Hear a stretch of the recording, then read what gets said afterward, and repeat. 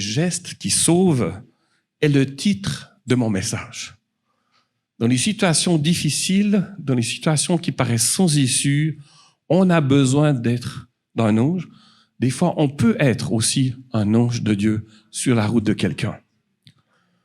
Cet ange que j'ai vu à peine 5 minutes n'a pas profité de ma vulnérabilité. Il m'a accueilli. Il a compris ma situation. Mais mieux, il a cherché une solution. Et qu'est-ce que ça a provoqué en moi? Je me suis senti aimé. Il a vu mon stress, il m'a aidé à ralentir. Sans le savoir, il m'a aidé à comprendre, à croire que Dieu est à l'œuvre. En téléphonant à Geraldo, son geste m'a sauvé. Une solution a été trouvée. C'est une bonne expérience, non? Est-ce que nous sommes ce matin disponibles à être des anges pour notre prochain? C'est la question que je me pose. C'est Francis Schaeffer qui a dit « Si je ne dispose que d'une heure avec quelqu'un, je passerai les 55 premières minutes à lui poser des questions, à découvrir ce qui préoccupe son cœur. Et dans les 5 dernières minutes, je partagerai quelque chose de la bonne nouvelle de Jésus. » Ça m'a interpellé. Est-ce que je suis prompt à écouter ou est-ce que je suis en mode solution? Alors ce matin, ça va être un court message, je pense, mais j'espère percutant pour nous encourager à poser des gestes qui font une différence. Ce matin, je continue ma réflexion sur les personnages qui sont de la généalogie de Jésus. Je vous ai parlé en janvier de Tamar, en février de Rahab, et ce matin, j'aimerais nous encourager de suivre l'exemple de Boz. On va voir qui c'est dans un petit moment, certains savent déjà qui c'est, mais je vais vous dire tout de suite que Boz nous apprend à sortir de notre zone de confort. Le geste de Boz nous prépare à rencontrer Jésus, nous défie d'être un exemple pour notre prochain. On pourrait dire, Boz, c'est pour moi une image de Jésus dans l'Ancien Testament. Jésus et Boz, par leur geste, ils ont tous les deux sauvé une personne. Vous allez me dire que Jésus a sauvé bien plus de personnes, oui, mais dans l'histoire de ce matin que je vais vous raconter, il sauve une personne. Boz nous apprend à poser des questions. Il va nous montrer comment défendre le vulnérable, comment prendre des responsabilités, alors que ça paraît être interdit, tabou. Il nous apprend surtout à aimer notre prochain. Et l'histoire que je vais vous raconter de Jésus, Jésus va nous apprendre ce matin à ne pas reculer, à ne pas suivre la voie de la majorité. Parce que Jésus veut nous faire découvrir le cœur de Dieu pour chacun. Par leurs gestes, à tous les deux, ils nous rappellent que le cœur de Dieu se trouve, l'amour de Dieu se trouve au cœur de l'Évangile. Sans amour, nous dit Paul dans Corinthiens, je suis une cymbale qui retentit. Dans ma version à moi, suisse, je suis une cloche qui sonne sans amour. Une cloche qui sonne.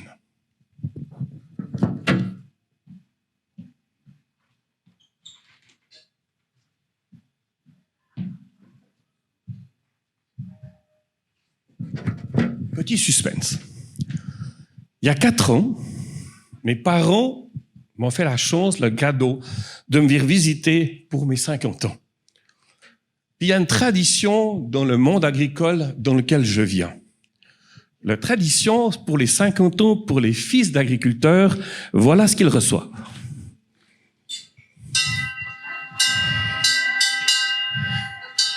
Une cloche.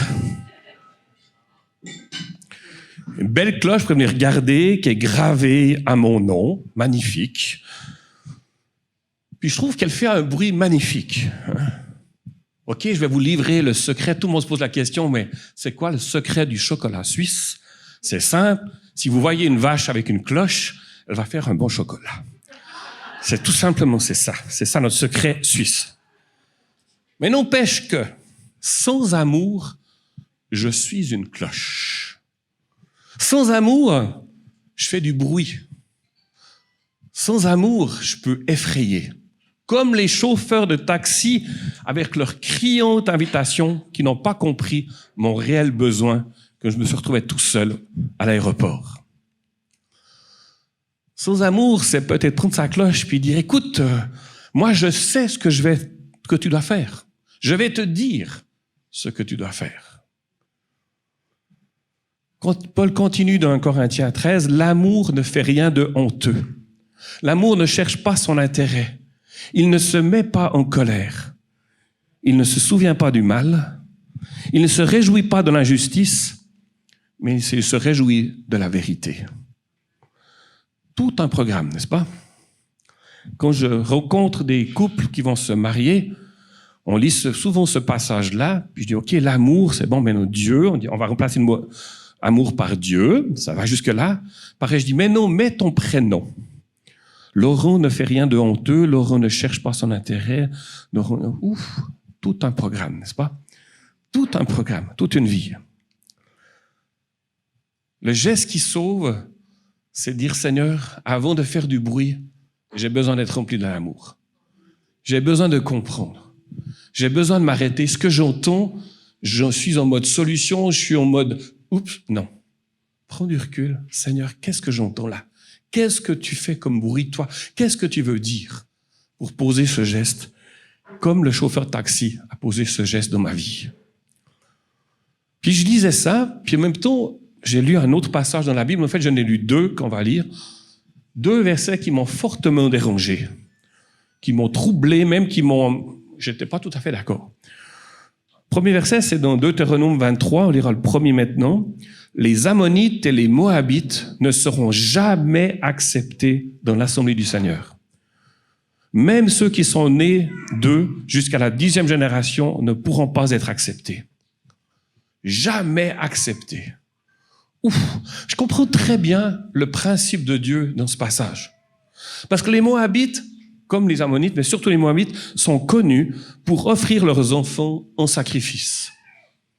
Donc c'est clair que Dieu, merci beaucoup, ça c'est un geste qui me sauve, c'est ça? C'est bien.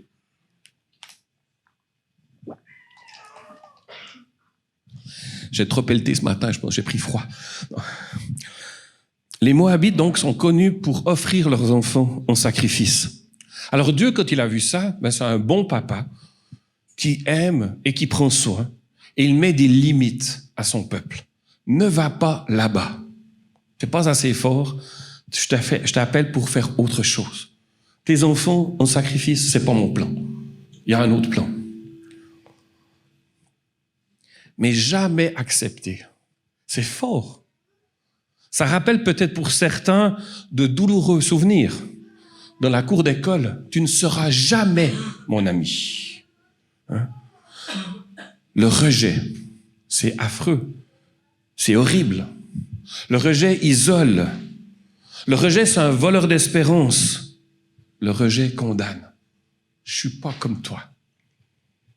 Ça me rappelle aussi une femme dans la prison. Il y a un mois, quand Nathalie était avec moi, quand elle a donné son témoignage, une détenue s'est mise à crier au milieu de nous, « Jamais Dieu me pourra me pardonner.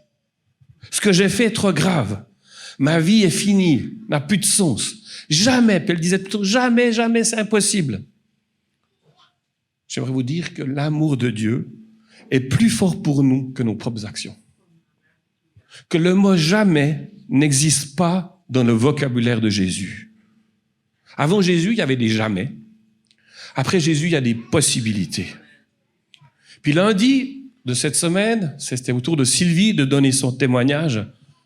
Et à la fin de son témoignage, cette détenue qui avait dit « jamais, jamais », elle a osé prier pour la première fois. Elle apprend à se laisser aimer. Que ce qu'elle a fait, elle sait que c'est grave, mais elle sait qu'il y a quelque chose de plus grand qui peut le recevoir. Ce plus grand, c'est Dieu. Jamais accepté. Je dis, mais Seigneur, est-ce vraiment, c'est ça? C'est ça ton plan? Vraiment? Et tout de suite, j'ai repensé à la généalogie de Jésus. Vous savez quoi? Dans cette généalogie, il y a une femme moabite. C'est l'amour, au fait, d'un homme qui a transformé l'existence de cette femme. C'est l'amour qui a changé l'histoire d'une vie. C'est un amour engagé, responsable, qui a donné un avenir. Plusieurs gestes d'un homme qui ont sauvé cette femme. Alors la Bible nous dit que nous sommes au temps de la moisson. C'est le temps de la joie, c'est le temps de la récolte, c'est le temps pour l'agriculteur. Enfin, tout ce que j'ai fait, c'est dans le champ, c'est prêt. Je peux me mettre au travail, je vais pouvoir récolter les fruits de mon travail. Alors Boz a engagé plein d'ouvriers pour travailler dans les champs. Mais il remarque dans ces ouvriers qu'il y a une pauvre femme au milieu de ces ouvriers. Il fait des recherches, mais qui est-elle? Pourquoi est-ce qu'elle est là?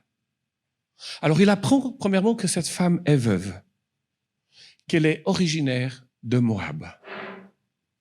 Boz craint Dieu, Boz connaît la loi, Boz sait pas de contact avec les Moabites. Mais il va plus loin.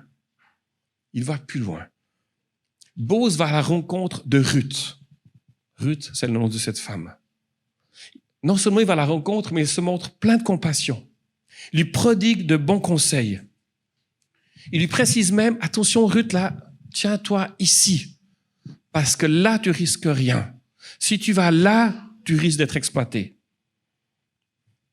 Il demande à ses serviteurs, ne la touchez pas. Il demande qu'on lui donne de l'eau rafraîchissante à boire.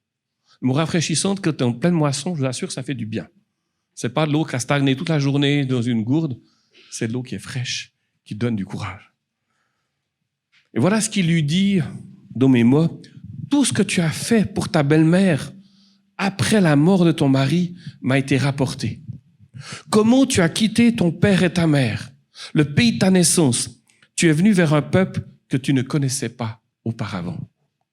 Donc il apprend tout le chemin que Ruth a fait. Que Ruth a épousé un homme juif qui était en fuite de son pays parce qu'il y avait une situation difficile en Israël. Son mari meurt, son beau-père meurt. Puis la belle-mère dit, non, j'ai plus rien, je vais rentrer au pays. Puis Ruth lui dit, non, tu rentres pas toute seule. Ce que j'ai vu en toi, dans ta douleur, dans ta souffrance, m'intrigue, m'interpelle. Je veux connaître ton Dieu. Je fais un chemin. Donc Boz, comme je l'ai dit, ne se contente pas seulement de parler. Il lui donne à manger.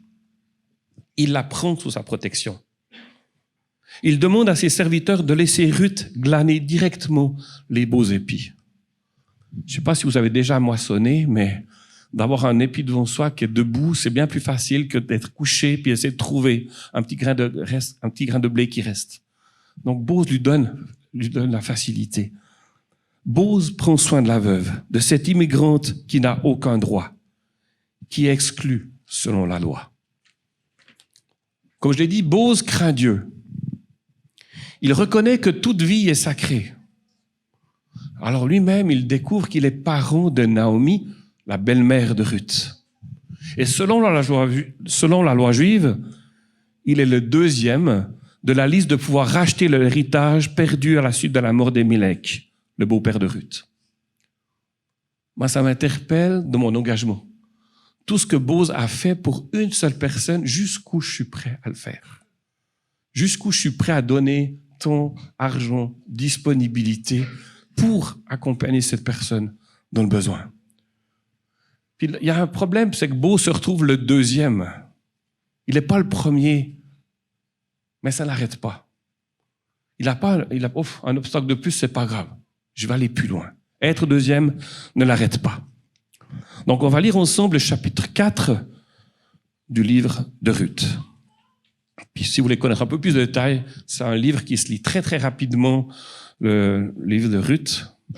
Donc Ruth, chapitre 4. Boz monte à la porte de la ville et s'y arrête. Donc juste pour du contexte, c'est que il apprend qu'il est le deuxième. Il a dit non, je peux pas laisser Ruth dans cet état. Faut que je fasse quelque chose. Faut que j'intervienne. Puis pour conclure une affaire, faut appeler les conseillers de la ville, les anciens. Il va expliquer son problème. Il va expliquer qu'est-ce qui se passe. Lui, il veut s'engager, mais comme il est deuxième, il doit passer par un obstacle. Donc Boz monte à la porte de la ville, s'y arrête. Celui qui avait le droit de rachat dont Boz avait parlé vint à passer. Et Bose lui dit, approche-toi, assieds-toi ici, toi, un tel. On ne sait pas son nom, on sait que c'est juste le premier. Toi, un tel, c'est un drôle de prénom. Hein. Mais bref, il est là, comme par hasard, il s'approche et il s'assied. Bose prit alors 10 hommes parmi les anciens de la ville et dit, asseyez-vous ici. Et ils s'assirent. C'est comme ça qu'on se fait les affaires à l'époque. Hein. On se met en cercle, on se met en rond, on s'assied, on expose, on cherche une solution. Puis Bose dit à celui qui avait le droit de rachat, Naomi est revenue du pays de Moab. Elle vend la parcelle de terre qui appartient à notre frère Elimelech. Besoin d'argent, situation difficile. Naomi est d'accord de donner son héritage qu'un peu d'argent pour qu'elle puisse vivre.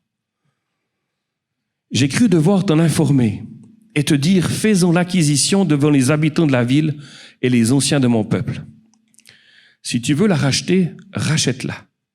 Mais si tu ne veux pas, déclare-le-moi afin que je le sache. En effet, il n'y a personne avant toi qui ait le droit de rachat et je l'ai fait après toi. Il répondit, je la rachèterai. Donc on voit que Bose est prêt à rester deuxième. Il est prêt à accepter que l'autre, le tel, prenne la responsabilité. Malgré tout ce qu'il a fait, il est d'accord de donner plus loin. Bose dit, le jour où je la rachèterai, verset 5. Bose dit, le jour où tu achèteras le champ à Naomi, tu l'acquerras aussi de Ruth, la Moabite, la femme du défunt, et tu devras maintenir le nom du défunt sur son héritage. Ça veut dire, non seulement il reçoit un champ, mais il doit épouser Ruth. C'est ça que ça veut dire, en fait. Celui qui avait le droit de rachat répondit, ouf, là, tu me demandes un peu trop, hein. Je ne peux pas exercer ce droit de rachat pour mon compte, sinon je détruirais mon héritage. On voit que cet homme n'est pas prêt à partager, pas prêt à donner. Il veut garder des choses pour lui, il a peur de manquer. Prends pour toi mon droit de rachat, car je ne peux pas l'exercer. Autrefois, en Israël, pour valider toute affaire relative à un rachat ou un échange, on retirait sa sandale et on la donnait à l'autre. C'était ce geste qui servait d'attestation en Israël. Celui qui avait le droit de rachat dit donc à Bose, « Faisons l'acquisition pour ton compte » et retira sa sandale. Alors Bose dit aux anciens et à tout le peuple, « Vous êtes témoins aujourd'hui que j'ai acquis de la main de Naomi tout ce qui appartenait à Elimelech, à Kijon et à Malchlon. » Malchlon, c'était le premier mari de Ruth. « Que j'ai également acquis pour femme Ruth, la Moabite, femme de Malchlon, pour maintenir le nom du défunt sur son héritage, afin qu'il ne disparaisse pas parmi ses frères, ni à la porte de sa ville. Vous en êtes témoins aujourd'hui. » Tout le peuple qui était à la porte et les anciens dirent, « Nous en sommes témoins. Que l'Éternel rende la femme qui entre dans sa famille semblable à Rachel et à Léa, qui ont toutes les deux donné naissance à la communauté d'Israël. Montre ta force dans Ephrata et fais-toi un nom dans Bethléem. Puisse la descendance que l'Éternel te donnera par cette jeune femme faire ressembler ta famille à celle de Péretz que Tamar a donnée à Juda. » Bose épousa Ruth, elle devint sa femme, il s'unit à elle. L'Éternel permit à Ruth de devenir enceinte et elle mit au monde un fils. Les voisines lui donnèrent un nom en disant « Un fils est né à Naomi ». Elles l'appelèrent Obed. Ce fut le père d'Isaïe, père de David. Donc cette histoire, elle me touche. Je ne sais pas vous, mais en tout cas moi, ça vient me chercher. Parce que par son geste, Bose prend la défense d'une femme sans avenir. Il rachète Ruth grâce au paiement d'un prix. Il rachète l'héritage. Il est le rédempteur de Ruth. Il la libère de son passé. Il lui offre le salut. Il permet que l'histoire de la famille de Naomi continue.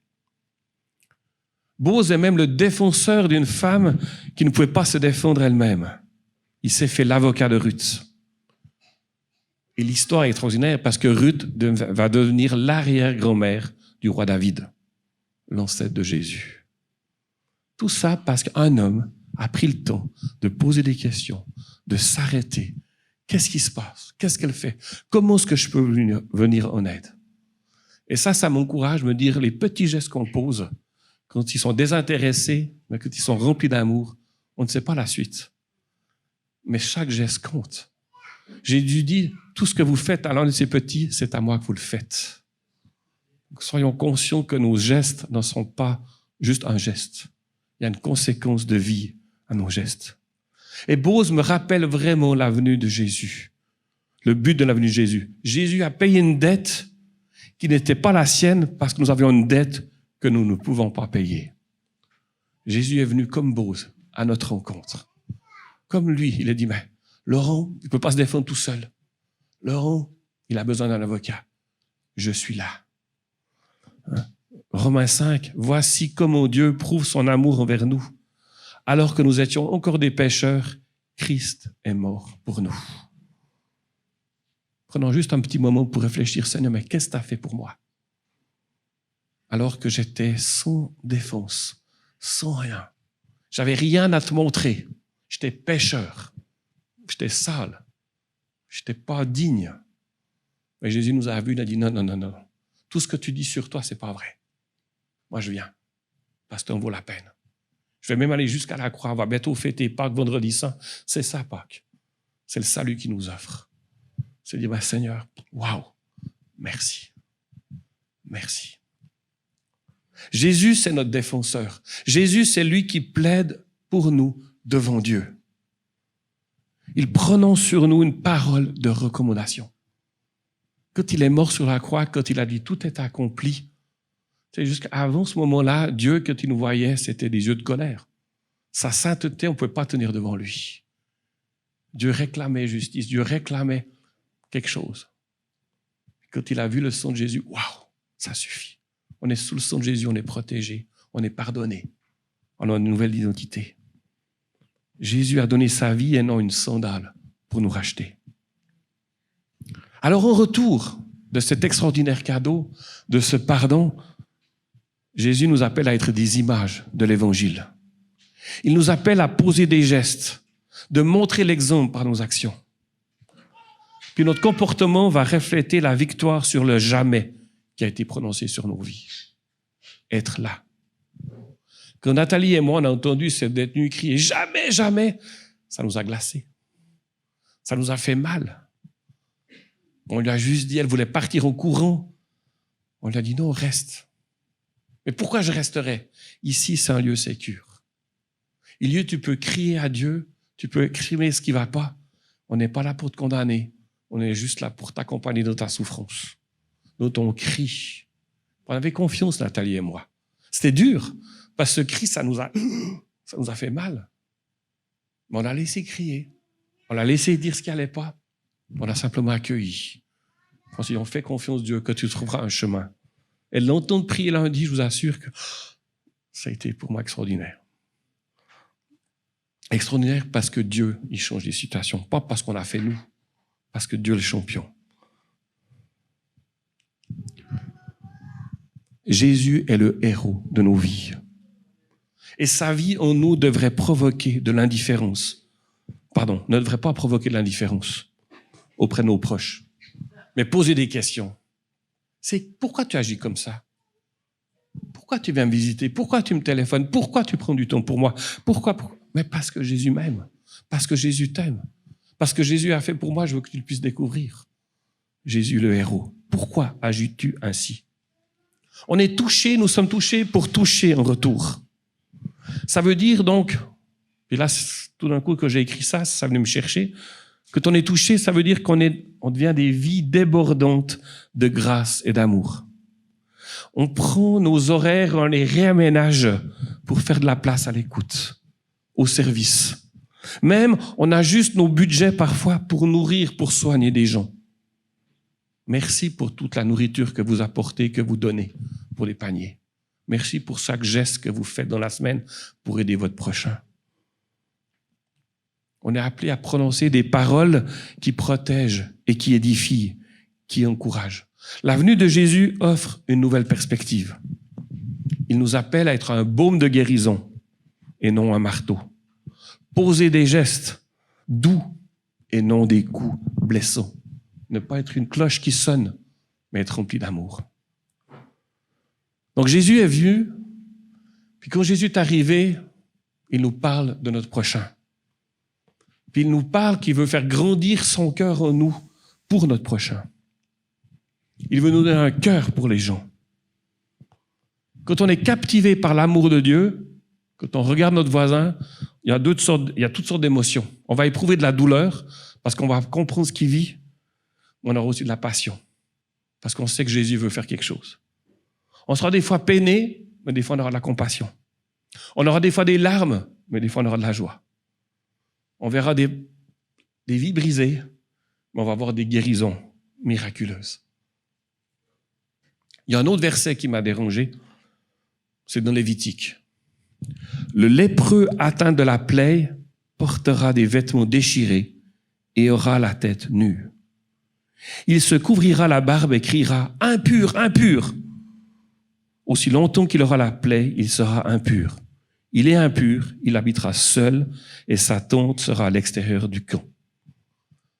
Ça m'a dérangé parce que j'aime pas quand on donne un surnom à quelqu'un. Ça m'a dérangé parce que j'aime pas voir quelqu'un mis de côté. Peut-être c'est aussi un souvenir d'enfance que j'étais tout petit, qu'on me traitait le mômier, toi le saint. Je détestais ça. C'est le surnom qu'on me donnait à ma famille. Eux, ils sont toujours mis à part. Mais non, je vous aime. Puis j'étais toujours mis de côté. Là, le lépreux, quand il est malade, il y a une loi. Tu pars, tu débarques, tu vas crier impur pour pas qu'on s'approche de toi. Mais c'est vrai, cette loi, elle était logique à l'époque. Parce que pour éviter la contagion, pour protéger la population, le lépreux n'avait pas d'autre choix que de quitter sa maison, sa famille, son village, pour aller vivre avec d'autres lépreux. Mais quand Jésus est arrivé, il y a eu un changement. Marc 1. Un lépreux vient à Jésus et se jetant à genoux, lui dit en suppliant, « Si tu le veux, tu peux me rendre pur. » Jésus, rempli de compassion, rempli de compassion, Jésus tendit la main, le toucha et dit, « Je le veux, sois pur. » Aussitôt la lèpre le quitta et il fut purifié. Avant Jésus, c'était l'exclusion. Après Jésus, c'est l'accueil. Avant Jésus, c'est le geste qui condamne, part. Après Jésus, c'est le geste qui ne juge pas, qui donne, qui accueille, qui accompagne. Alors imaginons ce récit dans Marc. Jésus est accompagné d'une grande foule. Jésus, avec cette foule, se déplace de village en village, avec ses disciples, avec une foule. Il annonce la venue de son royaume. Jésus va à la rencontre des gens. Il va là où les gens se tiennent.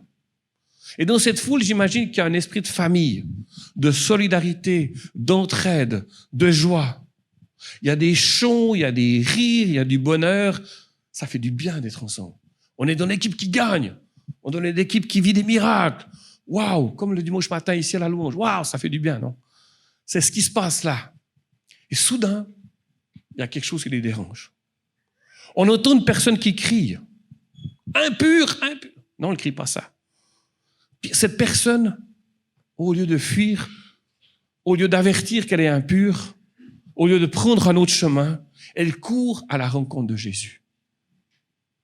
Mais qu'est-ce qui pousse alors Jésus à ne pas le mettre de côté? Qu'est-ce qui pousse Jésus à le rencontrer et non l'éviter comme la grande majorité des gens de l'époque? Je me suis mis dans la peau, si on peut dire comme ça, de ce lépreux. J'ai réfléchi, qu'est-ce qui se passait à ce moment-là en lui? La Bible ne nous le dit pas, mais depuis combien d'années ce lépreux est-il privé de relations? Depuis combien d'années cet homme a-t-il été privé d'embrassade, de toucher? Car il est lépreux. Par conséquent, il est considéré comme dangereux. Rejeté pour ne pas contaminer, exilé pour ne pas apeurer. Quelqu'un a dit, il est intouchable, il se sent pitoyable. Les lieux publics pour lui sont interdits. Il n'a plus de chez soi. Il pense certainement qu'il ne vaut plus rien, car il n'est plus considéré comme un humain. Il a sûrement mal, il doit avoir peur. Il aimerait certainement que quelqu'un le prenne dans ses bras, ou rien qu'un instant, on lui serre la main pour sentir qu'il est encore quelqu'un. Alors quand une personne le voit, elle hurle. Les autres lui disent de dégager, sinon il pourrait tout contaminer, ravager leur vie. Mais pour le lépreux, lui, il ne lui reste que ses yeux pour pleurer. Il voit bien que sa maladie continue d'avancer. Il apprend que Jésus va passer près de lui.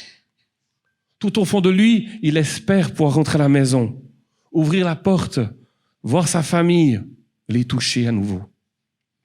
Mais il aperçoit Jésus entouré d'une foule. Alors il se cache pour ne pas être vu. Il entend Jésus se rapprocher et quand il est tout près, il sort de sa cachette et il crie. Et la foule. J'imagine à ce moment-là la foule lui lancer des regards de dégoût. Et lui crie qu'il est impur. Il se sent encore une fois humilié. Il se met à genoux. Il aperçoit Jésus devant lui qui le regarde sans faire aucun bruit. Jésus ne craint pas d'être contaminé. Le voir ne lui fait pas horreur. Il n'est pas dégoûté à la vue de ses plaies. Il ne doit pas dégager. Jésus le regarde. Jésus déverse son amour dans son cœur. Avec compassion, il lui dit « Mon fils, je te guéris. » Mais l'histoire ne se termine pas ici. En prononçant ces mots, Jésus le touche et le guérit de son passé. Il était indigne du contact humain, mais digne d'être touché de la main de Jésus. Il aurait pu avec de simples mots le guérir et le laisser repartir. Mais Jésus l'a touché pour dégager la maladie. Jésus, en le touchant, remet le malade dans le réseau social. Il lui redonne sa place. Touché. Ça demande du courage pour nous, de faire le geste que personne ne fait. Ça demande du courage d'aller à la rencontre de celui qui est repoussé. Ça peut être notre voisin, ça peut être notre patron, ça peut être quelqu'un de notre famille. En conclusion, je dirais qu'aider les gens à expérimenter l'amour de Jésus, c'est notre responsabilité comme chrétiens. Bose, comme Jésus, nous encourage d'être des personnes compréhensives. Et c'est tout un défi de comprendre l'autre avant de s'attendre à ce qu'il nous comprenne. Jésus est rempli de compassion. Il a ressenti au plus profond de son être la souffrance de cet homme. Il a cherché à connaître l'histoire du lépreux, tout comme Bose à connaître l'histoire de Ruth. Vous savez, cette semaine, j'ai fait un trou. J'ai roulé dans un trou qui a fait éclater mon pneu. Alors, en appelant le CAA, j'étais soulagé. Ils allaient venir à mon secours. C'était 6 heures du matin, j'étais à Berthierville et une personne a répondu à mon appel. Je m'en allais à une rencontre de jeunesse en mission à Denham. Mais de savoir qu'il y avait quelqu'un qui allait venir me dépanner, ça m'a stimulé. Comment ça m'a stimulé? Ben, j'ai osé, moi-même, changer la roue. En attendant le TCS, le Touring, le CA. Parce qu'il y a quelques mois, j'avais eu la même épreuve, puis c'est Réal qui m'avait aidé comment changer ma roue. Donc j'ai appris. Merci, Réal. Mais ça m'a montré que parfois je me sens comme cette photo. Je sais pas si tu veux montrer. Là, c'est juste après que mon pneu est éclaté. Voilà le paysage que j'avais autour de moi. Perdu. Brouillard, manque de repères, impossible de voir au-delà de mon problème. Puis la foi dans la venue du CA m'a fortifié. Je dirais, la foi en Dieu m'assure que l'histoire n'est pas terminée. Et de mon attente du CA, de mon attente confiante du CA, le paysage s'est modifié. Tu peux montrer, voilà. La présence de Dieu rassure, modifie notre vie. Qui l'eût cru que j'étais juste à côté du fleuve? Qui l'eût cru qu'il y avait des arbres? Tout d'un coup, la vie est passée, est tout près de moi. Des fois, dans le brouillard, on voit rien. J'ai dû appeler pour avoir de l'aide. Ben, Dieu, c'est ce qu'il nous dit. Je suis là. Et autour de toi, il y a peut-être des gens dans le brouillard, soit soleil, soit la présence, soit le geste qui fait la différence. Les besoins sont criants tout autour de nous. Puis j'aimerais te dire, pour faire une différence, je t'encourage à écouter la colère qui monte en toi. Quand tu vois une situation, quand tu entends une situation, qu'est-ce qui monte en toi? Parce que la colère est souvent liée à une injustice qu'on ressent. Alors Dieu a besoin certainement de toi pour que tu ailles toucher, poser un geste là où ça crie, parce qu'il a besoin de toi. Nous avons le choix ce matin, cette semaine, d'être une cloche qui résonne. Ça fait un beau bruit, c'est vrai. Ça nous rappelle plein de choses pour moi, mais en tout cas, ça fait un beau bruit. Ou de poser des gestes avec amour. Pas besoin de faire du bruit. Aimer ceux qui sont différents. Aimer ceux qui ne vivent pas comme nous. Aimer ceux qui ne croient pas ce que nous croyons. Aimer pour que le jamais disparaisse pour toujours. Parce que Jésus a dit un jour qu'il n'y aura plus de péché. Qu'il y aura un jour où il n'y aura plus de péché, plus de souffrance, plus de brisement.